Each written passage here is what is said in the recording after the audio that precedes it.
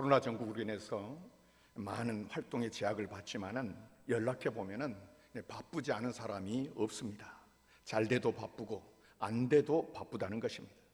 왜 바쁘겠습니까? 무엇인가를 이루려는 것입니다. 이룬 것을 지키려는 것입니다. 좀 더 분명하게 말하면 성공하려는 마음, 성취하려는 의지가 있기 때문에 바쁩니다. 그런데 우리가 깊이 생각해 보지는 않지만은 이 성취와 성공은 다른 것입니다. 성취라고 하는 것은 공부하는 사람이 열심히 공부해서 깨달은 것이요, 일하는 사람이 최선을 다하는 것입니다. 나는 이렇게 해야겠다, 이런 사람이 되어야 되겠다 하는 자기 자신과의 약속을 지키는 것입니다. 나는 유감이 없다, 최선을 다했노라, 이것이 성취요 성취감입니다. 그런가 하면 성공이라고 하는 것은 밖으로 드러나는 것입니다. 다른 사람으로부터 인정을 받고 또 그것을 내가 알고 이를 만족하게 여기는 것이죠.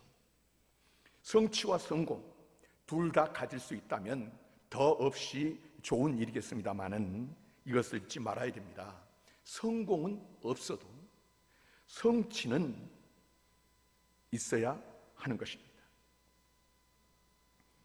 최선을 다했다고 하는 성취, 밖으로 나타나는 그런 성공, 남들이 인정하든 말든 그것보다 중요한 것은 성취입니다. 내 마음을 괴롭히는 것은 성취가 없다는 것입니다. 내가 해야 될 최선을 다하지 못했습니다. 아니, 애초에 가졌던 어떤 계획이나 나 자신과의 약속을 생각해 볼 때에 그 자체가 이미 엉망이었습니다. 바로 이것이 불행의 원천이요, 우리 마음의 고통의 이유입니다. 그렇다면 성공 여부를 물을 것이 아니라 성취에 있어서 어느 정도 이루느냐, 이것을 우리가 물어야 합니다. 사람이 죽을 때가 되면 마음이 착해진다고 하지 않습니까? 이때 대부분의 사람이 세 가지 일을 후회한다고 합니다. 일반적인 통계에 의하면 그 첫째가 좀 더 참을 걸, 조금 더 참았으면 되는데, 그거랍니다. 조금만 참았으면 좋을 것을 미리 입방아를 찧어버리고 말 때가 있습니다. 그게 그렇게 후회스러울 수가 없습니다. 조금 더 천천히 판단해도 되는데 너무 조급하게 판단해버리고 평가해버리고 또 너무 일찍 좋아하고 너무 쉽게 절망합니다. 조금만 더 참고 기다리고 조금만 더 느긋하게 인내했더라고 하면 좋았을 것을 참지 못한 것으로 인한 후회가 너무 많습니다.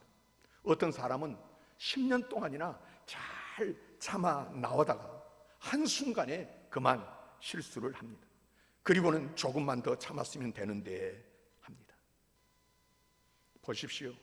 참지 못했습니다. 언행심사에 인내하지 못했습니다. 그래서 유감이 많습니다. 여러분, 지난 세월 지내온 생을 한번 돌아보십시오. 아니, 어제 하루만이라도 돌아보십시오. 넉넉히 참았습니까? 아니, 조금만 더 참았더라면 좋았을 것을 하는 후회는 없습니까? 둘째는 좀 더 베풀 것을 하는 것입니다. 뭐 있다 없다 해도 그래도 줄 것이 많습니다. 아직도 베풀 것이 있습니다. 그런데 이런 이유 저런 핑계를 대면서 베풀지를 않았습니다. 젊었을 때 줄 수 있을 때에 안 주었습니다. 용서할 수 있었고요, 이해할 수 있었고 포용할 수 있었습니다. 물론 한다고 한 것도 있습니다만은 그릇이 작았습니다. 이제는 시간이 없고 기회가 없습니다. 몸이 따라두지를 못합니다. 물질이 따라두지를 못합니다. 그것이 죽을 때에 한이 됩니다. 좀 더 선하게 나누어지고 이렇게 베풀고 저렇게 나눠줬으면 좋았을 것을 하고 후회한다는 것입니다. 다시 설명하면 이기심과 이기적인 행위에 대한 후회입니다. 역시 이기심은 자기 양심도 성원하지 않고 다른 사람으로부터도 성원받지 못합니다. 죽음을 앞에 두고 이기심, 내가 나를 하면서 살았던 이기적인 삶이 후회가 됩니다. 좀 더 베풀 것을, 좀 더 돌아볼 것을, 그 입장에서 이해하고 품어줄 것을 하는 마음이 후회로 남는다는 것입니다. 셋째는 그때 좀 더 재미있게 살 것을, 그것이랍니다. 집이 작으니, 살림이 어떠니, 월급이 적으니, 수입이 왜 이런가 불평했었는데 생각해 보니까 그렇게 살아야 될 이유가 없었습니다. 행복하게 서로 사랑하고 서로 위로하면서 살아도 짧은 세상인데 무엇 때문에 티격태격했나? 별것도 아닌 일에 무엇 때문에 남을 원망했고 무엇 때문에 남을 괴롭히고 나를 괴롭혔는가? 그 말입니다. 좀 더 재미있게 살 것을 이제는 시간이 지나갔습니다. 돌이킬 수가 없어서 후회한다는 것입니다.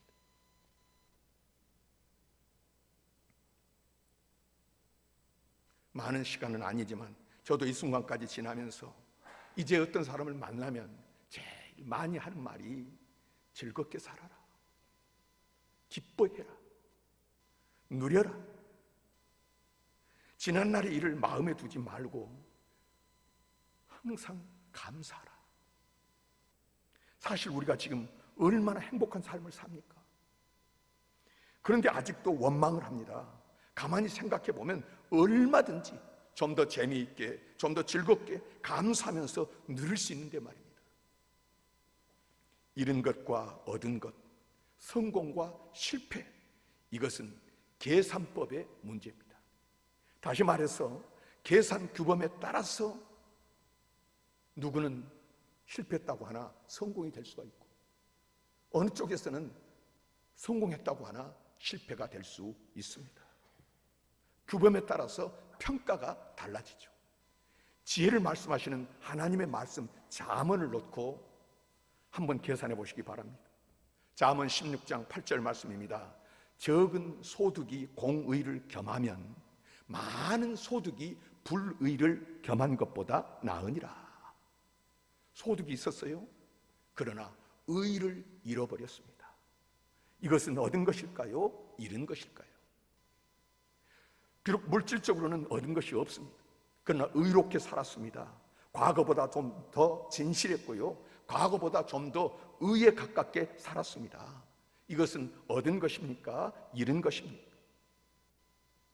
눈에 보이는 물질만 가지고 판단할 수 없지요. 내 사회적인 지위 가지고도 말하면 안 됩니다. 중요한 것은 의입니다. 비록 재산을 잃었다 하더라도 의를 얻었으면 얻은 것이고, 비록 지위를 잃어버렸다 하더라도 내 진실을 얻었으면 얻은 것입니다. 결코 잃은 것이 아닙니다. 의를 기준으로 해서, 또 의하면 요즘도 보면 정치권에서 이 사람이 말하는 의가 있고 저 사람이 말하는 의가 있고, 그래서 내로남불 다 자기 의롭다 하나, 우리가 말하는 의는 온 세상을 만드시고 마지막에 심판하실 그분이 옳다고 여기시고 그분이 인정하는 그 높은 차원의 의를 말하고 그 의의 기준에서 따르는 것들을 말합니다.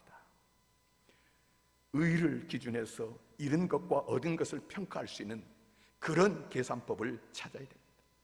잠언 17장 1절은 마른 떡 한 조각만 있고도 화목하는 것이 제육이 집에 가득하고도 다투는 것보다 나으니라. 돈 벌었어요? 사업이 잘 되고 확장되어서 정신없이 바빴습니다. 그런데 화목을 잃어버렸습니다. 사람을 잃어버렸습니다. 서로 얼굴을 볼 시간도 없고 이야기할 시간도 없습니다. 이것은 얻은 것입니까? 잃은 것입니까? 참 이상하게도 재산이 많아지면 화평이 없습니다.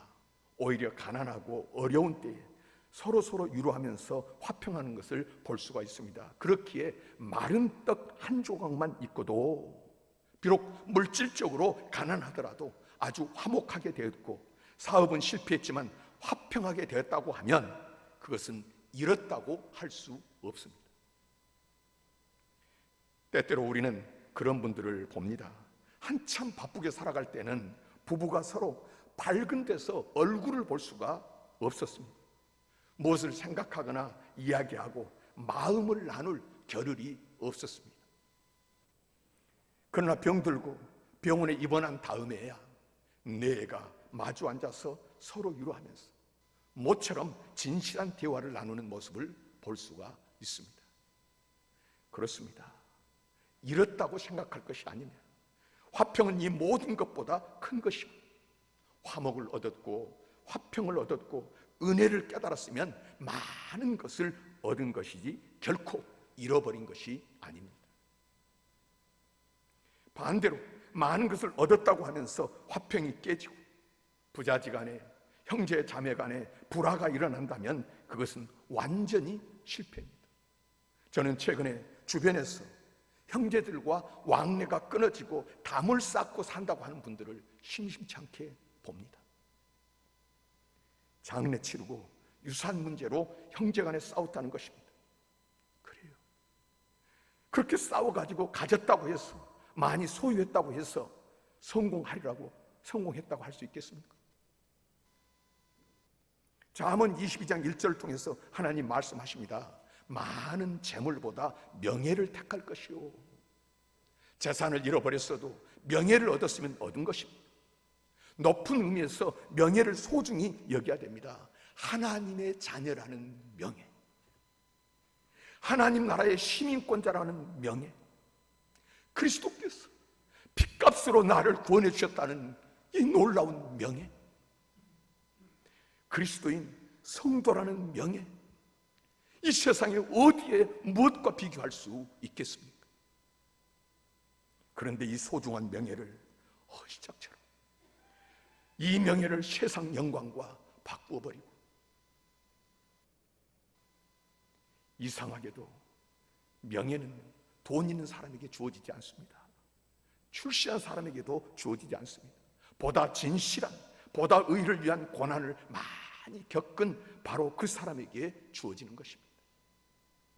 오늘 하나님께서 우리에게 주신 말씀입니다. 자, 집을 짓습니다. 집이 잘 지어졌는지 못 지어졌는지, 얼마나 훌륭하게 지어졌는지 그것은 알 바가 아닙니다. 창수가 나고 비바람이 몰아칠 때 그 집이 견디느냐, 살아남느냐 하는 것이 문제입니다. 지진이 날 때 서 있는 집, 홍수가 났는데도 서 있는 집이 좋은 집이지, 평수가 넓고 외장이 최고급 대리석으로, 그리고는 그 안이 아무리 화려한 과거와 최첨단 가전제품을 갖추고 있더라도 무너지는 집은 잘못된 집입니다. 인격, 그 사람의 사람됨, 인간관계, 사업, 이 모두가 다 집 짓는 것과 같습니다. 그런데 모래 위에 지은 집, 이것이 문제입니다. 이스라엘의 모래는 우리네의 진흙과 같습니다. 우리네 모래로는 집을 못 짓습니다. 그들의 모래는 진흙과 비슷해서 그것으로 집을 지을 수가 있습니다. 모래 위라고 하니까 얼렁뚱땅 그저 그렇게 지은 집으로 생각하면 안 됩니다. 그 지역에서 나름대로 조상 대대로 역사와 전통을 자랑하는 방식으로 집을 짓는 것입니다. 그 속에 지혜가 들어있고 문화가 담겨있고 누구나 다 그렇게 집을 짓습니다. 문제는 비가 내리고 창수가 났을 때입니다.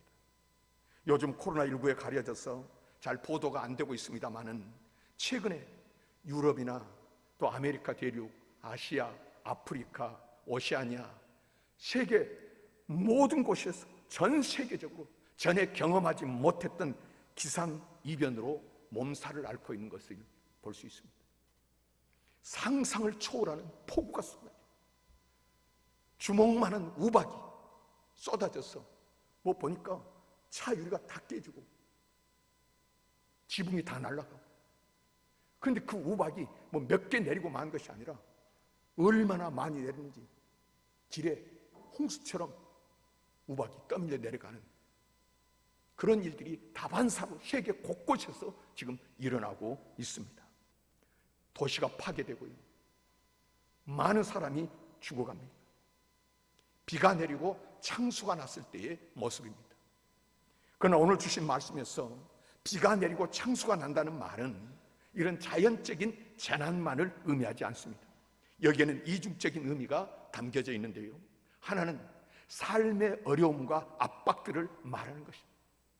우리가 매일매일 살고 옷 입고 여기 와 있지만은 각자 들여다보면 그 삶 속에 온갖 사연들이 담겨져 있고, 얼마나 많은 아픔들과 얼마나 말 못할 사연들이 거기에 있는지, 우리의 삶 속에 오는 어려움과 압박들, 대표적으로 욥에게 닥쳤던 일들을 생각해 볼 수가 있겠습니다. 또 하나는 비가 내리고 창수가 난다, 하나님이 내리신 최후의 심판 때에 이 종말론적인 상황을 의미하는 것입니다. 문제는 개인이든 전체적이든 충격적이고 우주적이고 무서운 사건들이 터지는 이런 종말론적인 큰 변화 속에서 살아남는 부분은 얻은 것이요, 여기에서 무너지는 것은 잃은 것입니다. 여러분은 무엇을 얻었으며 장차 그때에 나에게 남는 것은 무엇이겠습니까? 간혹 어떤 사람들은 자기가 이룬 지금 이것으로 만족하면서 이것을 배경 삼고 능력 있고 실력 있음을 자랑을 하고, 이 정도면 남는 게 있지 않느냐? 과연 자랑할 수 있습니까? 어빙이라고 하는 학자가 도서관에서 공부를 하고 있었는데요, 그 도서관에는 역사적인 석학들의 이 초상화가 쭉 걸려 있었습니다. 잠깐 잠이 든 그는 한 꿈을 꿨는데 자기가 아주 화려한 옷을 입고 아주 빛난 면류관을 머리에 썼는데 초상화에서 보았던 그 석각들이 와서는 그의 몸에 걸쳤던 면류관, 옷들을 하나씩 가져가는 것입니다. 어떤 사람은 이것은 내 것이오 하면서 면류관을 빼앗아, 어떤 사람은 이것은 내 것이오 하면서 옷을 벗겨가, 어떤 사람은 바지를, 어떤 사람은 팬티마저 가져갑니다. 저마다 자기 것이라면서 빼앗는 바람에 그는 그만 알몸이 되고 말았습니다. 너무 부끄러워서 어쩔 줄 몰라 하고 있는데 그러다가 꿈을 깼습니다. 가만히 생각해 봅니다. 그리고 깨닫습니다. 맞다. 내 지식이라고 하는 것 내 것이 아니로구나. 이것은 이 사람에게, 저것은 저 사람에게서 다 빌려온 것이었구나. 내가 싸웠고 내가 지금 내 것이라고, 내 소유라고 자랑하는 이것들, 이제껏 남의 것을 가지고 마치 내가 대단한 것인 양 자랑했는데 이 얼마나 부끄러운 일이냐. 여러분, 지금 뭘 이뤘다는 것입니까? 비바람이 불고 창수가 날 때에 과연 견딜 수 있겠습니까? 한번 흔들어 놓고 나니까 남은 것 된 게 뭐가 있습니까? 결국은 남은 것, 그것이 성공인데, 앞으로도 영원히 남을 것, 그것만이 우리의 관심사가 돼야 되는데, 적자냐 흑자냐 하는 것은 계산의 문제입니다. 다 잃어버렸어도 믿음을 얻고 경건을 얻고 진실을 얻고 사랑과 화평과 의를 얻으면 얻은 것입니다. 1946년에 나온 영화니까 오래된 영화죠. 우리 생애 최고의 해라고 하는 영화입니다. 아카데미 시상식에서 작품상을 비롯해서 7개 부분을 수상했으니까 굉장한 영화입니다. 제2차 세계대전 때 해럴드 러셀이라고 하는 청년이 공수부대원으로 전투에 참여했다가 폭탄에 맞아서 두 팔을 잃고 말았습니다. 불과된 그는 참으로 낙심하고 좌절하면서 하나님 앞에 기도합니다. 하나님, 나는 쓸모없는 사람입니다. 나는 쓸모없는 사람입니다. 그런데 하나님께서 원망의 기도를 하는 그의 귀에 분명히 들려주셨습니다. 그래도 잃은 것보다 얻은 것이 많지 않느냐? 없는 것보다 있는 것이 많지 않느냐? 너셀이 가만히 생각해 보니까 자기에게는 아직 생명이 있고 두 눈이 있고 두 귀가 있고 두 발이 있습니다. 정말 없는 것보다, 잃은 것보다 가진 것, 남은 것이 있습니다. 생각을 바꾼 그는 의사에게 부탁을 해가지고 의수를 만들었습니다. 또 열심히 타입 붙이는 것을 연습을 했습니다. 그래서 자기가 지내온 생활을 잘 정리해서 책으로 엮었습니다. 이것이 일약 베스트셀러가 되고 영화로 만들어졌습니다. 더욱이 그 영화에서 그는 자기가 직접 주연과 연출을 맡았습니다. 성공했고 많은 사람들을 감동시켰습니다. 그래서 영화 제목이 우리 생애 최고의 해가 된 것입니다. 어느 기자가 그에게 물었습니다. 당신은 신체적인 조건으로 인해서 절망하지 않았습니까? 그가 대답했습니다. 아닙니다. 나는 육체적인 장애는 도리어 가장 큰 축복이 되었습니다. 물론 처음에 절망했습니다. 하지만 지금 나의 육체적인 장애에는 오히려 내 생각을 바꾼 가장 큰 은혜라고 생각합니다. 우리는 언제나 잃어버린 것을 계산할 것이 아니라 하나님께로부터 받은 것, 얻은 것을 생각해야 합니다. 그 은혜에 감사하며 남아있는 그것을 사용할 때 하나님께서는 잃은 것의 10배를 크게 보상해 주십니다. 더 많은 가능성이 그 앞에 열리게 될 것입니다. 유명한 간증입니다. 여러분, 잃은 것이 있습니까?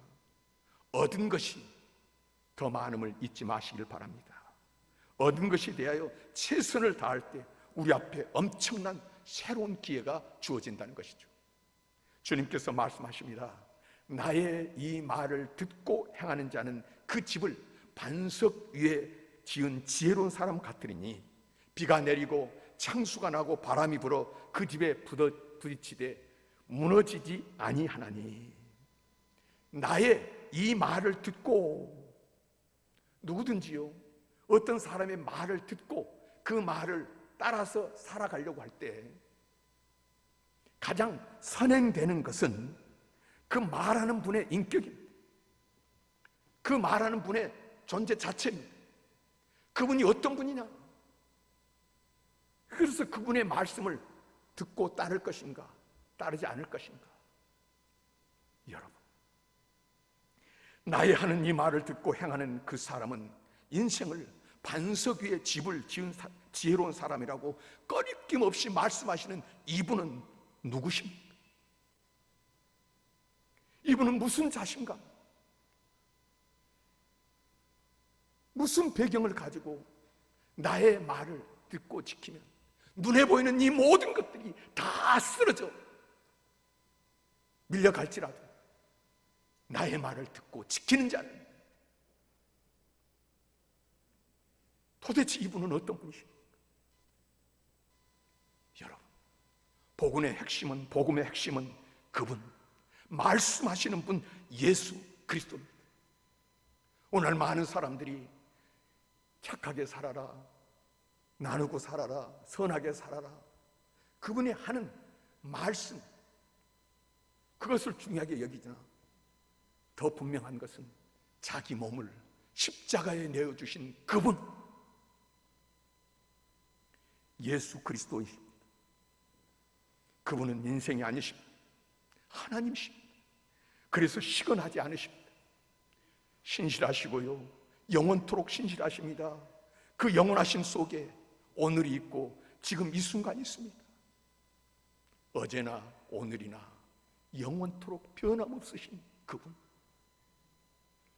지금 이 순간에도 신실하시고, 그리고 우리에게 말씀하십니다. 생명을 말씀하시고 진리를 말씀하시고 어둠이 아닌 밝은 길, 건강한 길을 말씀을 하십니다. 여기에 남는 것이 있고 반석 위에 세워진 무너지지 않는 집이 있는 줄 믿으시기를 바랍니다. 과거 잃어버린 것, 없는 것 연연해할 것 없습니다. 십자가의 은혜가 무엇입니까? 과거 잃어버린 것, 그것을 가져가심과 함께 더 많은 것, 영원한 것을 주려고 저와 여러분들을 부르시고 지금 이 시간까지 우리를 보존하여 인도하신 줄 믿으시기를 바랍니다.